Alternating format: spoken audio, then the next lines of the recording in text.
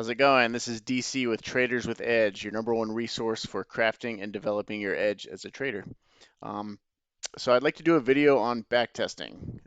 This is a topic that, first of all, this is something I'm currently doing, so it's convenient, but this is also a topic that I haven't seen a lot of great information out there on how to do it. It could be an overwhelming process, something you may procrastinate on.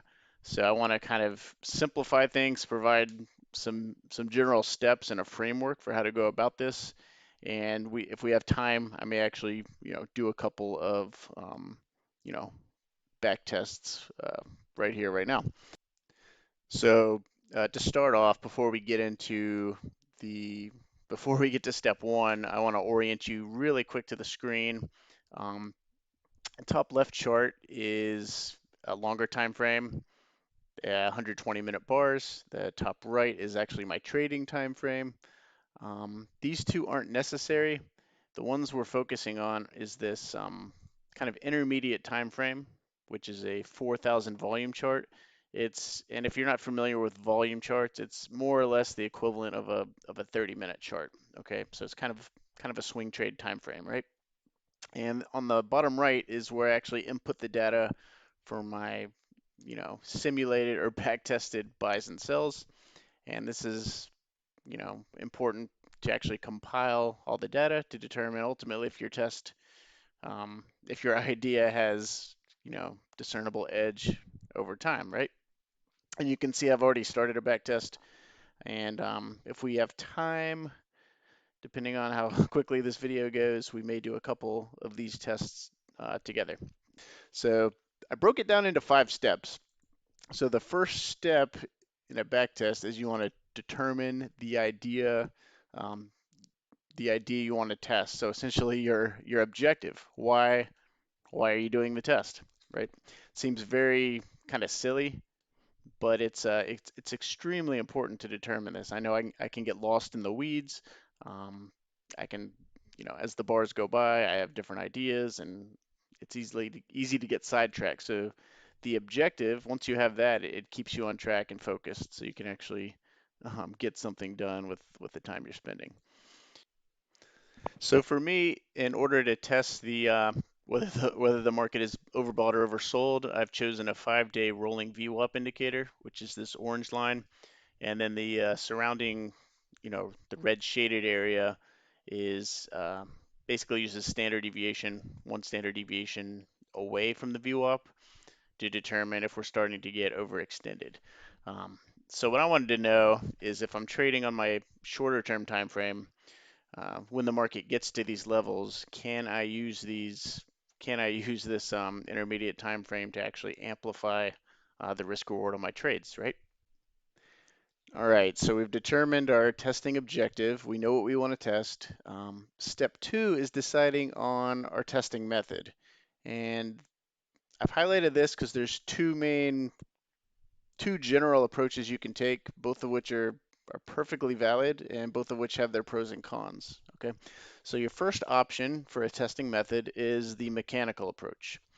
And that is the method that I've chosen here. It's not better or worse.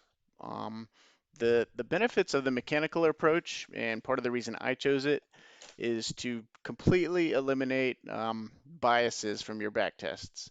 And generally, so for me, I'm using an intermediate time frame, and I just want to see generally if I sell at this top level and buy at this bottom level, um, will the market revert more times than not to basically the opposite side of the red shaded area, okay? So what's the main problem with this general idea is, hey, how does this actually translate to real world trading, right? So if I actually sell at this red shaded area, at some point I'm gonna have a location where I'm gonna say, hey, this trade's not working. I am down X amount of dollars. I'm gonna actually stop myself out. And you know, this would be one of them. Yes, it does go into another session, but if you ignore that fact, this would be a situation where I would absolutely stop out and this trade would be a loss, right? Um, but like with when you're not using the mechanical approach, there is the temptation to sort of lie to yourself, right? You can say, hey, I would have held on here. It's not too bad, and I'm gonna like give it some time, and eventually you're gonna say, oh, and then yeah, it traversed to the other side of the shaded area. I got a nice profit there. So the rules-based approach keeps you from doing that, right? And you can actually see in this Excel spreadsheet, I actually wrote the rules down to force myself to adhere to them because, we all want our back tests to work, we all want to make money, but this keeps us grounded in reality.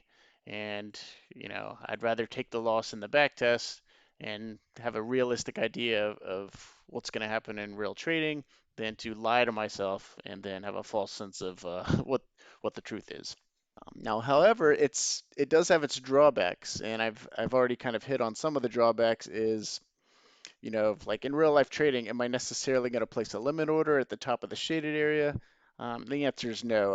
I'm realistically gonna to look on my shorter term chart, wait for a momentum shift, and then enter. And that's where the rules-based discretionary method um, is actually superior to the method I'm using.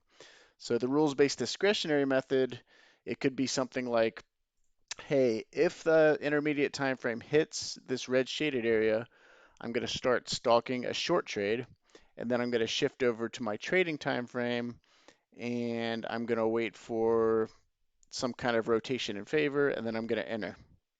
Okay. So the benefit of this is it's a lot more indicative of what you're going to experience in real life. And I've tried to get around this drawback to my approach a little bit by actually putting the shorter term time frame up so I can at least observe what I think I would have done. Um, but the reason I chose not to do that is because it does take more time, right? And which brings us to the drawback of the discretionary approach. It is more time intensive. You're not going to be able to go back as far. So my goal with crude is to go 3 years back, and I think I've only gone like 3 to 6 months. So I'm at the very beginning of the back test, right? But if I were to use this discretionary approach, although it is a little bit better, it will take longer. The second drawback to the rules-based discretionary approach is the ability to actually, kind of like what I had on earlier, is bias your decisions, right? Or there's issues with, hey, if you accidentally see a bar into the future, or if there's something on your chart that clues you in on what's going to happen, or some of us that really study the markets actually know what happens in the past. These are all things that can actually give you an unconscious edge over what you would actually experience trading live, right? Step three, so after you've determined your testing method, step three is to actually define your rules, and I did hit on that a little bit earlier, so I won't go too deep into it. So for me, the mechanical rules-based approach, um, I can actually predetermine my exact rules in advance, and what I like to do is actually like to write the rules into Excel to remind myself, and it actually forces me to come up with different contingencies that I might not be aware of during the back test, um, and how to react to those situations, right? So, like in my case, I have to determine if the market's trending or what I call rotational. And what I decided is I'm not going to enter unless the market's rotational, and I determine the market's rotational if it touches this center line, right? Because if it touches the center, basically I'm saying it's not trending. I would like to then take a mean reversion trade the first time it touches one of these bands. And then I have a rule for a stop loss, and I have a rule for a profit take. So my stop loss is basically this first gray dotted line, exact 2 ticks beyond that. And then my profit is actually, the first time it touches this red shaded area. Okay. So you can see I've entered some buys and sells.